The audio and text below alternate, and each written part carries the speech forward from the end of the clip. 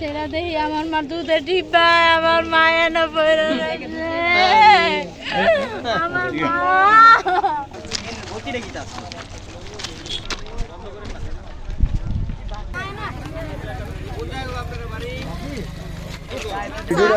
যাইবা ওইদিকে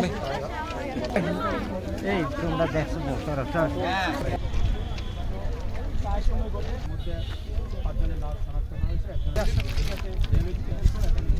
গ্রাম ভিত্তিক রেল স্টেশনের যে প্রত্যেকটা রাস্তা যে পারাপারের যে অবস্থাটা, শুধু এইটা না, অনেকগুলো আছে যেটা আমাদের কোনো রাস্তা মানুষ আইতেছে যাইতেছে কিন্তু কোনো সুশৃঙ্খল কেউ নাই, এরকম দায়িত্ব নেওয়ার মতো এলাকা ভিত্তিক সবাই আছে কিন্তু বলার সময়, কিন্তু কাজের বেলা কেউ নাই। রোডের ভিতরে আপনার কোনো রেল কোর্স নাই, রেল কোর্সের কারণে এগুলো দুর্ঘটনা হয়। যে আরও অনেক আগে হয়েছে, এখনো হয়েছে।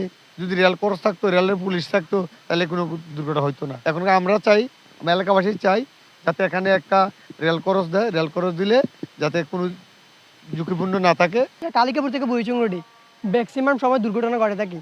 এর মূল কারণ হচ্ছে আমাদের এইদিকে কোন ক্রসিং না থাকার কারণে এদিকে বেশিরভাগ দুর্ঘটনা ঘটে।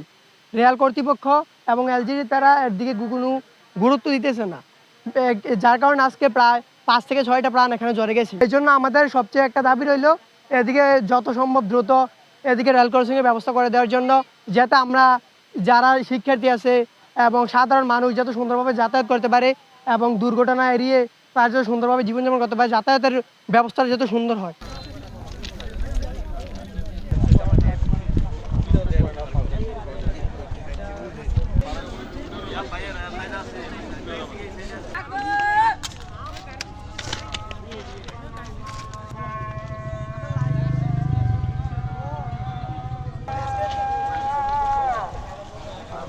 আমার মা এখান থেকে যাওয়ার কথা ছিল, আমি জানি না। আমার নন্দের জামে যে কইতেছে, ভাবি আপনার মার মতন সেম মাউইর মতন একটা মহিলা এনে করে দিচ্ছে, আমি ছবি তুলতে পারতেছি না, আর আমার মোবাইলে ইয়ে নাই, আপনার মেসেজ করে পাঠাতে পারতেছি না, আপনার ইয়ে থাকতে চাইয়া যান, আপনার মাকে আপনার কাছে যাওয়ার কথা ছিল। আমি হ্যাঁ, তো কয় এনে তো গাড়ি অ্যাক্সিডেন্ট করছে কোনে আপা, আমি দৌড়ে আইছি, আইয়া সেরা দেখি আমার মা দুধের ডিব্বা আমার মায়ের না পড়ে গেছে আমার মা। আরে আল্লাহ রে, তুমি কি আমার মারে নিতে বিলা করে আছো? চট্টগ্রাম থেকে ঢাকাগামী সুবর্ণা এক্সপ্রেস ট্রেনটি আসলে কোথাও দাঁড়ায় না, এটা নন স্টপ ট্রেন যাচ্ছিল। তো অসতর্কতাবশত একটা অটো পার হচ্ছিল, তো এখানে গেট নেই, এটা একটা অবৈধ রাস্তা, এখানে রেল কর্তৃপক্ষ এখানে কোনো গেটের অনুমোদন দেয়নি।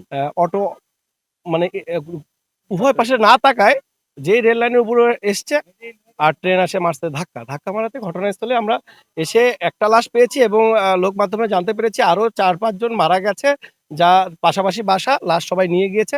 আমরা তদন্ত সাপেক্ষে এটা 100% শিওর করতে পারবো যে আসলে কয়জন মারা গেছে বা কয়জন হতাহত। আর বর্তমানে ঘটনাস্থলে আমরা একটা লাশ পেয়েছি।